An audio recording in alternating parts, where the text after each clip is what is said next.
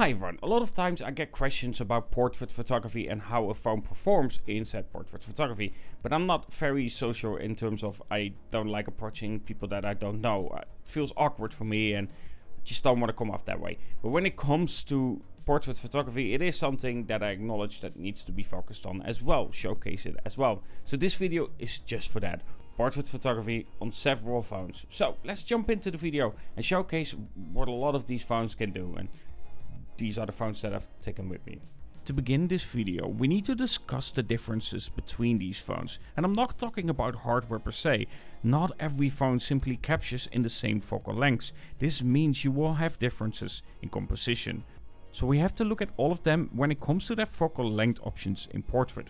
Starting with the iPhone, you can use a ×1, which is 24mm, a ×2 oddly being 47mm and not 48, and then straight up to 120mm. There is no in between, which is very annoying, and I'm not a fan of myself using styles on the iPhone, so mostly I'm just focusing on standard when it does come to the iPhone. We then have the Vivo X100 Ultra. You have 24mm, 35mm, 50mm, 85mm and 100mm. With several modes I would advise you to use, playing around and see what you can do, including this lovely vintage mode. We then have the Xiaomi 14 Ultra with 23mm, 35mm, 50mm, 75mm and 120mm equivalent. Again, I would advise playing around with styles on a phone like this, though I think that the Xiaomi, when it comes to portrait mode, it really needs to work on it. I'll show you the results later on. For the Oppo Find X7 Ultra, we have 23mm, 47mm, 65mm and 135mm. And of course, when it comes to styles, I kinda like the warm style, especially during these months. We then have the OnePlus 12, which comes with 23mm, 47mm and 70mm in terms of portrait photography. When it comes to the Vivo V40 Pro, we have 24mm, 35mm, 50mm, 85mm and 100mm as well. And of course, it comes with Worrell light, so in low light, use that to give a more balanced light experience. Now with the Sony Xperia 1 Mark VI, we have about 24mm, about 48mm, 84 and about 170mm. I say about because if you look at the data, it doesn't give you the millimeter equivalent. So using a 24mm as base and then use the multiplier is kind of what Sony gives you, which is a ×1, ×2, ×3.5 and a ×7.1. And yes, I will also have a cheaper phone with me, which is the Xiaomi Redmi Turbo 3. And that one is limited to just the main camera. By the way, link in the description for trading Shenzhen when it comes to this beautiful Harry Potter edition. Of course, it's only a Chinese version sadly, but I found it so beautiful and maybe some others will as well, so therefore a link in the description. Now I did take a proper camera with me as well, just for indication in some shots, just to make sure that I showcase sometimes the color of what it actually was, even though I still have a lot to learn when it comes to shooting portrait on a proper camera. Either way, the lens on it is a 50mm Sigma Art f1.4, which is a prime lens. I will possibly zoom into the shots itself just to showcase a little bit of the same composition and what that means in terms of depth and the steps of depth itself when I feel like I need to. Portrait photography for me always has been a tricky thing. For me, when it comes to my approach, I like to capture things naturally. This counts for buildings, nature, animals, but also of course people. This would mean capturing them without posing for me.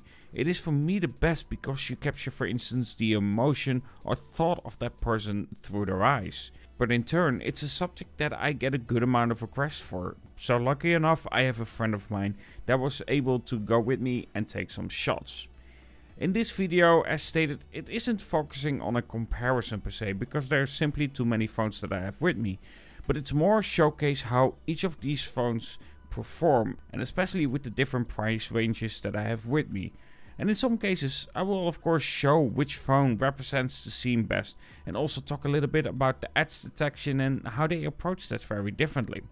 For instance, when it comes to the Xiaomi 14 Ultra, this is a phone that still struggles till this day to capture good portrait photography, where the Xiaomi 13 Pro was one of the favorite ones for me. It is something about the skin and the bit of the color crossing that is going on that hurts it. But in turn, there are some strengths to what Xiaomi does when it comes to their portrait mode. when they nail the edge detection, the result is a very natural looking blur, because it isn't too harsh. The edge isn't very hard, and you will see with some other phones that it can be, and that just makes it a little bit more of a cutout effect. It is also good at capturing, for instance, light hitting her because of the lower sun that was slowly setting. And there is a lot of information on shots for this Xiaomi. This also means that the file sizes are a bit larger, around 20 megabytes compared to most of them being around 10 megabytes. In reality though, in shots like these, well, it didn't capture that bit harsher light that I would like to see. The Vivo for me did really well with capturing this scene.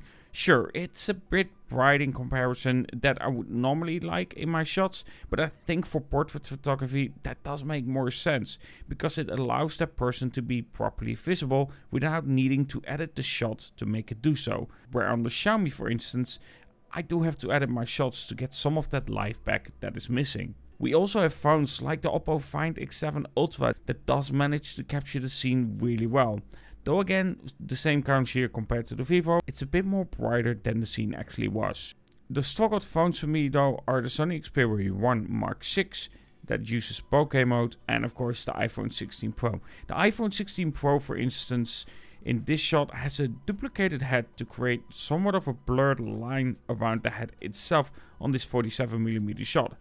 And while the 120mm doesn't have that, it doesn't feel right. The skin is a lot flatter, the light is too balanced, and that is something that I noticed on other shots as well, like for instance this one. It has become a lot more flat because of the approach that you're seeing on this iPhone 16 Pro. As you can see here, for instance, with my sample shot with the Canon R8.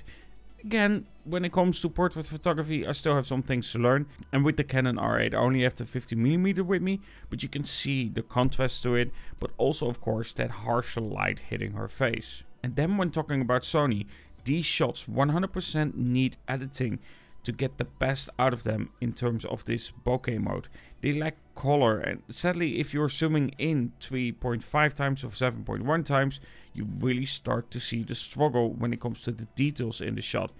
That being said, there are some shots in between where the Sony Xperia 1 Mark VI did quite well. For instance, these two shots here, I feel like the Sony Xperia 1 Mark VI did well enough for the shot itself, even though it didn't really capture that little bit of a warmer hue to the shot itself.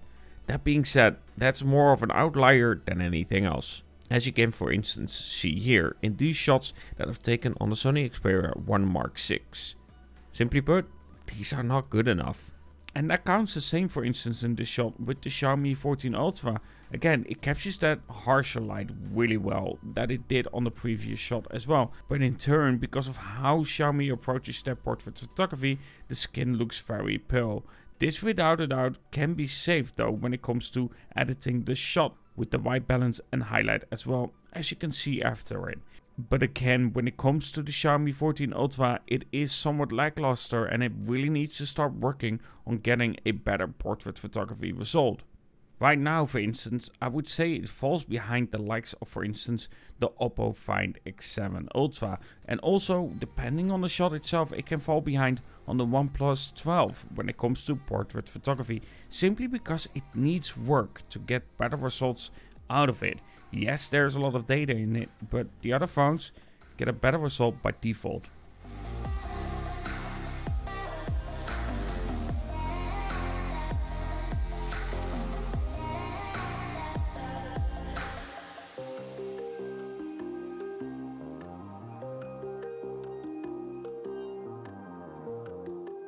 Now, one phone that also really impressed me in these first few shots is of course the Vivo V40 Pro. I know you're paying quite a bit less in comparison, and yes, it cannot compete with the Vivo X100 Ultra, especially when it comes to the details itself, when you zoom in for instance, but when it comes to the overall portrait photography on the Vivo V40 Pro, it still manages to capture some really nice shots. Again, details are not comparable to the flagships because it has quite a bit of softening going on, and the head details for instance on her are not even remotely close to the Vivo X100 Ultra. But for the price that you are paying for such a phone, I think that the portrait mode is really good, especially when we were inside the forest itself with a really nice darker contrasty background. Even though that wasn't the reality of it, it still looks really nice.